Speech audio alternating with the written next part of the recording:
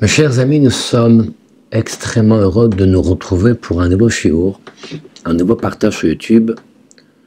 Nous sommes aujourd'hui Yom Rishon Yudalet Kislev, Hetafshin Pehe, dimanche 14 Kislev, 5785. Et nous marquons aujourd'hui le jour d'anniversaire du mariage de Rabbi et de Rabbanit qui se sont mariés le 14 Kislev 1928. C'est un jour où le Rabbi exprime et dit que en ce jour-là, je me suis attaché à vous. Parce qu'il a épousé la fille du Rabbi précédent, et à ce titre-là, il s'est par conséquent attaché au Chassidim. C'est un jour où nous sommes censés dire à l'Echaim, nous réjouir. C'est un jour où nous sommes censés faire une réunion chassidique. Et d'ailleurs, il est fort conseillé à ce que chacun d'entre nous, jour de l'anniversaire de son mariage en date juive, eh bien, fasse aussi un petit événement, rassemble ses amis, ses enfants, avec sa femme et ses proches, quelques personnes, fasse un Echaim, eh bien, rappelle un petit peu ce jour de mariage extraordinaire et donne une nouvelle dimension à cette date de mariage. Et puisque nous sommes dans cet esprit de festivité, nous sommes à la veille de Yutet Kislev. Le 19 Kislev, où jeudi soir nous marquerons ce qu'on appelle communément Rosh Hashanah la Chassidut, le jour de la libération de prison du Baal HaTanya, qui a donc donné un élan extraordinaire dans la diffusion de la Torah. Et j'aimerais parler ici sur un point essentiel et fondamental. Le Baal Shem Tov est celui qui nous a montré qu'il faut aimer même un Yehudi Pashut, un juif simple. Il est interdit de juger autrui. Nous dit Pirkei Avot, Evei Dan, et kol adam lekav zchut. Tu te dois de juger toute personne avec circonstances atténuantes. Nous dit Pirkei Avot, Al tanin et chaverecha ad shetagia lemkomo. Ne juge pas autrui tant que tu n'es pas à sa place. Si Pirkei Avot nous le dit, le Baal Shem Tov l'a traduit il y a quelques 30 siècles en arrière.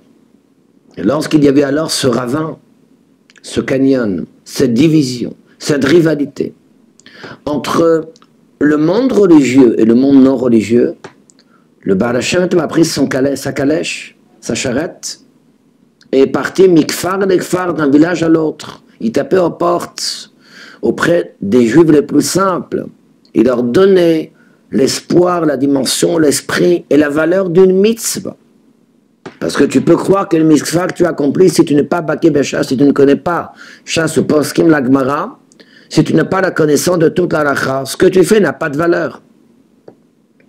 Le Baal Shem Tov a mis en exergue la valeur d'une âme juive, la valeur d'une neshama, qui est la même pour nous tous.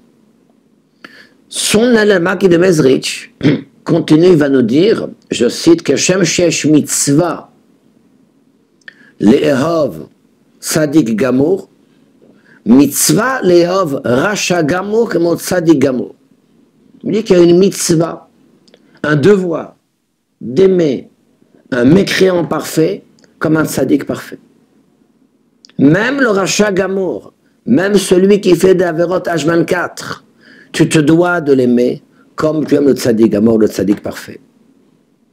Son élève, Rabbi Shneur Zalman de Liadi, dans le chapitre 32 de Tanya, nous donne la dimension essentielle de ce qu'on appelle l'amour du prochain.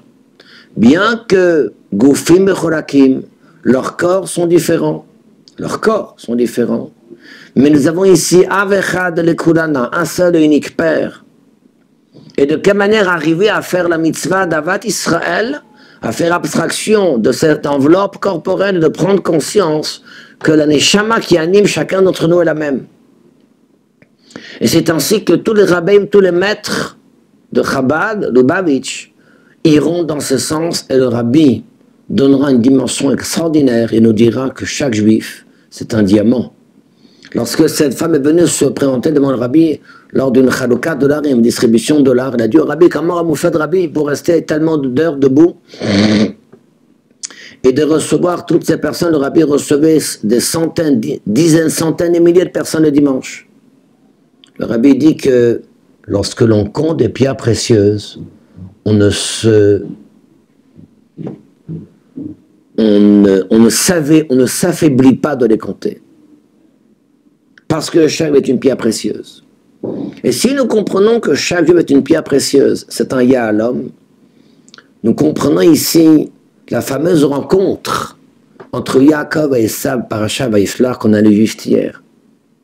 Comment Esav, qui se prépare à affronter son frère Yaakov, Arba Meot Ishim avec 400 hommes, va finalement tourner le tout au tout. Et lorsqu'ils vont alors s'approcher l'un de l'autre, c'est marqué que il va alors l'enlacer, l'embrasser, ils vont pleurer l'un dans l'autre. Avec les différents commentaires que Rashi explique. Est-ce que Nashko Becholibo, est-ce qu'il embrasse avec tout son cœur ou pas? Mais en toute tas de cause, il chante d'un comportement de tout au tout. Comment c'est possible? Parce qu'en réalité, Yaakov Avinu a vu le potentiel qu'il a chez son frère. Yaakov est conscient que Esav, Yeshlo Otzma, il a une puissance. Le problème, c'est que l'origine de Esav, c'est le monde du néant, ce qu'on appelle Tohu. Alors que Yaakov, c'est Tikkun, c'est la réparation. Une Neshama, une âme qui vient de le monde du chaos, ce n'est pas une âme qui est débauchée. Ce n'est pas une âme qui est perdue. Ce n'est pas une âme qui est ternie. C'est une âme où il y a une inadéquation entre Orod et Kelim, entre le réceptacle et le potentiel qui va alors s'y rajouter. Et donc, quelque part, c'est que Esav, concrètement, dans les actes, ne sera pas un tzaddik. Il va se séparer à partir de 13 ans. Il s'adait un homme de champ, etc., avec toutes les fautes qu'il fera, etc., etc. Mais le potentiel de Esav est grand, est immense, il est même plus grand que Yaakov. C'est la raison pour laquelle Yaakov Avinu, de quelle manière a-t-il attendri son frère? C'est marqué qu'il s'est prosterné 7 fois. 7 fois il s'est prosterné jusqu'à arriver devant son frère, pour justement mettre en valeur que Esav, ce n'est pas en le maudissant, ce n'est pas en l'accablant, ce n'est pas en le réprimandant que tu vas arriver à sortir quelque chose de lui, mais au contraire, en l'aimant. Concrètement, cette rencontre sera fortuite, certes, mais Yaakov démontre, à travers cette rencontre, que même Esav, qui est le grand-père d'Amalek, et Amalek qui a pour mission d'exterminer, de décimer le clan d'Israël, de toute génération, possède en lui un message, une force dans son âme, et s'il est capable de diriger concrètement ses capacités, il peut alors atteindre un niveau supérieur à Yaakov. Ce n'est pas Yaakov qui a la haine de son frère, c'est Esav qui a la haine de Yaakov. Ce ne sont pas les Juifs qui haïssent les nations du monde, ce sont les nations du monde qui haïssent les Juifs, pour certains, pas tous, heureusement. Et c'est la raison pour laquelle, eh bien, cette rencontre, lorsque Yaakov se présente devant son frère, il réalise, il dévoile un potentiel, ce potentiel qui va durer un certain temps, mais qui est un message pour les générations à venir jusqu'à la fin des temps. Je finirai avec cette fameuse histoire de la rencontre la plus improbable entre Rabbi Yochanan et Resh Lakish. Resh Lakish, qui était un voleur, il était en haut de la montagne, en haut de la falaise, il pensait que c'était une femme, il a plongé dans l'eau. C'était Rabbi Yochanan qui était extrêmement beau. Rabbi Yochanan qui lui dit, il lui dit, ta force sera pour la Torah. Si tu décides de rentrer dans la Torah, toi qui étais un juif, mais qui était absolument sans aucune référence, sans aucune pratique, un voleur, eh bien tu pourras un niveau extraordinaire. Et je te donnerai ma sœur en tant que femme. Resh Lakish va faire teshuva, va revenir à Dieu, il va devenir Talmid Chaver, l'élève partenaire de Rabbi Yochanan, celui dont nous parlons, un Amora, maître de la Gemara, parmi les plus grands maîtres de toute l'histoire du judaïsme.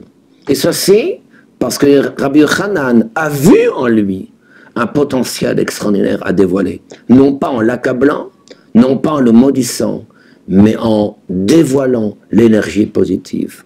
Alors je pense que c'est ça le message qu'il y a aujourd'hui, l'un vers l'autre.